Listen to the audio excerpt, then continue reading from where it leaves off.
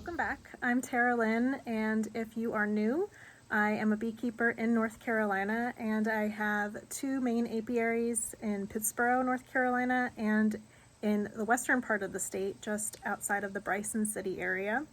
I have historically introduced the videos as 5 Acres Honey Farm, which has been my hobby honey farm since 2017. But this year I have officially formed a business for my beekeeping, and I have changed the name to Little Winters Farm. I'll have a forthcoming video about why I chose that name, and I'll be slowly changing over the name of this channel and all of that stuff before the end of the year. But you can find more about that at littlewintersfarm.com, and also the same stuff is still at 5acreshoneyfarm.com for the time being. I have a video for you today, so it was filmed a few weeks ago, and I'll give you a little bit of context before jumping into the glyphosate test. One, I'm imagining if you're at this video that you know what glyphosate is. However, you might have just seen it in your feed and said, what exactly is this? I've learned over the past few weeks, after socializing the results of testing my honey, that many people don't know what glyphosate is, which is a real surprise to me because it's something that as a consumer, it's on my mind every day, and it's on my mind whenever I'm sourcing food for our family and how I'm sourcing seeds and the different farms that we purchase from, like what their growing practices are. So glyphosate is another name for the chemical Roundup, the weed killer. You can Google all about that, and the many lawsuits that have funneled through our legal system related to the health impacts that glyphosate exposure or Roundup exposure has. And last year, I've got other videos I'll link to, I had my honey tested to learn what are the bees foraging on. And I want to try out different labs and different types of tests over the next few years and kind of settle on, like, what do I want to be testing for, maybe on an annual basis. The tests that I did last year were very expensive. I spent over $400 on lab tests for different harvests. I was researching what I could be testing my honey for, and knowing that glyphosate was on my mind, I have always wondered, like, are the bees foraging on plants that have been sprayed with glyphosate, and are they exposing themselves? Are they going to have a health impact? Is that carrying down the chain, and is it showing up in their honey? And does that mean it's in my food? So what I'll show you with doing this home test is the test kit, which is from the Detox Project, and I'll include all the links below, and I also will have a post on my Substack, which is taralintoday.substack.com, also linked. And what happens is, like, the test kit comes with 2 tests, which is great. So since I have my 2 apiaries, I figured I'll use one for each. However, I tested my mountain honey first because that was my first extraction, and there is a control line that shows up on the final test, or it doesn't show up on the final test. And so that control line tells you that the test actually carried through and did what it needed to do. And so you compare the result of the results line to the chart, but only if the control line develops. You'll see in this video, my control line did not develop, so it was pretty much a trashed kit just for that first part. And rather than test my other harvest in Pittsboro, I just decided, since my mountain harvest was the largest, I went ahead and used that second test kit for the same honey. And I don't have a video of that because I wasn't sure if it was going to work or not, and I didn't want to go through the effort of refilming everything. But it did work. So I've got some footage, I think just some pictures of the successful test.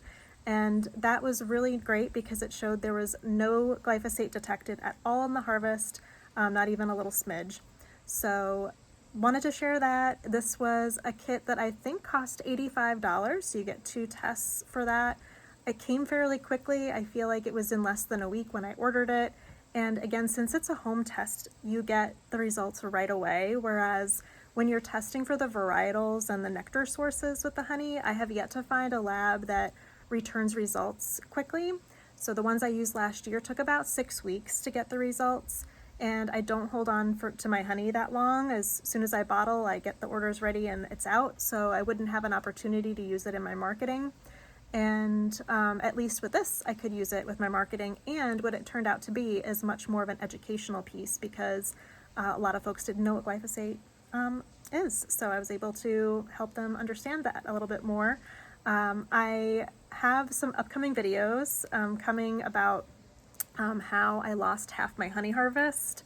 I know I'm smiling right now, but it's really in just some like latent shock that I'm still in. But 2 hours after I processed my largest honey harvest ever, I had a bucket crack and half of the honey went all over the floor. So I'll share a bit more about how that impacted things and how my husband cleaned it up. He volunteered to do that, thank goodness. And yeah, there'll be some more coming out now that what I call the September slowdown is upon us very soon. I feel like the hives don't demand as much attention, and that whole honey season is past us, and I can share a bit more about what's been going on and what's coming with Little Winter's Farm. So take a look at how this test went and check out the links below, and I'll share some more. I'm trying something new, and I got this glyphosate test. It's an at-home test.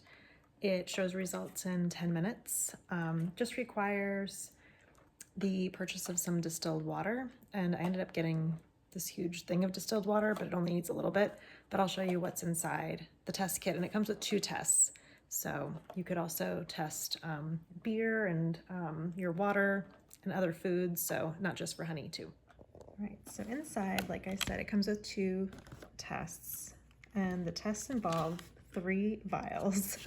There's a few different steps involved, but you'll see like that little scoop right there, that's the only amount of honey that you need. So basically this vial will get filled with distilled water, you add your honey and shake it up, then you take the little dropper and you put it inside this other vial and you shake that up, and then you dump that whole vial inside another vial that's in here. It's like the Russian stacking dolls. And then you wait 10 minutes, and it tells you, based on this chart, if there's any glyphosate, and then if it's super high or not in there. But you can use it, you know, for testing honey, for beer, and then like it says here, infant cereal, oats, different grains, and of course your water you can test too. So this whole kit, so it comes with like, well, you can't really see in here, but it comes with another one. I think this was $80 or $90, so I feel like not a huge expense. And to be able, I mean, this, I'm not sending this to a lab, so this is not done in a controlled environment other than, you know, my home.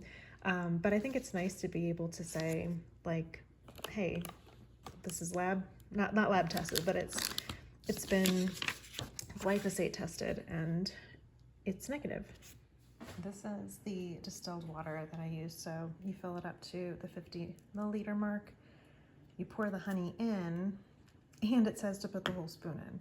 So at this point now, you're supposed to shake it until it's totally dissolved. So you can see, since I do my minimally filtered honey, there's a little bit of wax in here. So we'll just get it as best as possible and move on to the next step. I am supposed to fill this little vial up. So I'm gonna go in here, take the sample, and then on this little guy, which let me turn this around so we can see it, I've got to fill this up to the line here. It might be a little out of focus.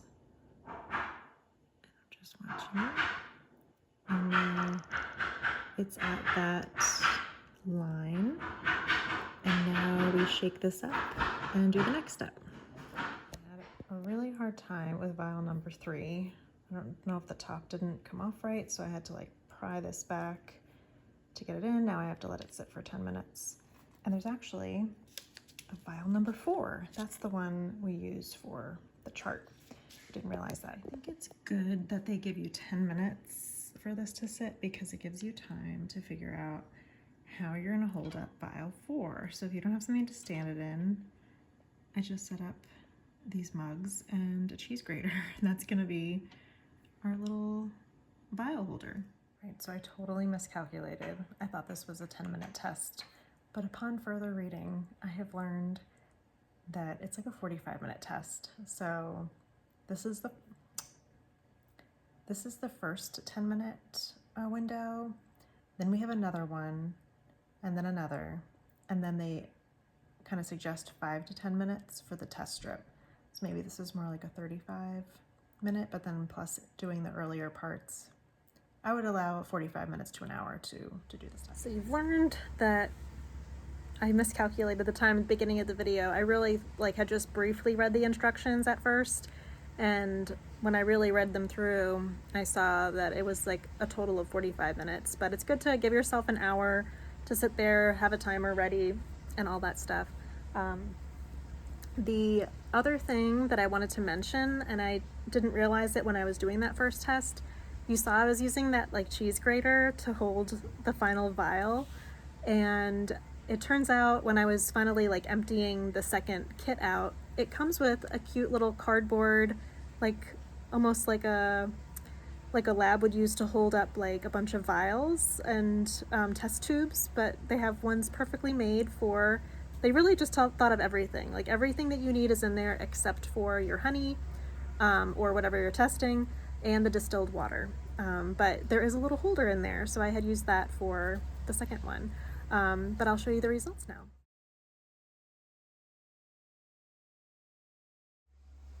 If you were curious about what that green goo is in the very first part of this video, it's a bee supplement called Bee Bites, and I'm using it for the first time this fall. It comes in like little packs, kind of looks like a human snack bar from the outside wrapper, and I just put it in a few colonies that look like they needed a little extra support, and it has some seaweed extracts and things like that in it.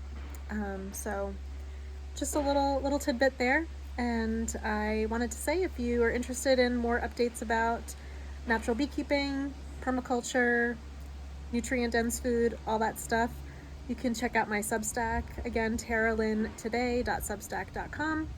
Subscribe to the channel, check out all the links below, and I will share more next time. Thanks.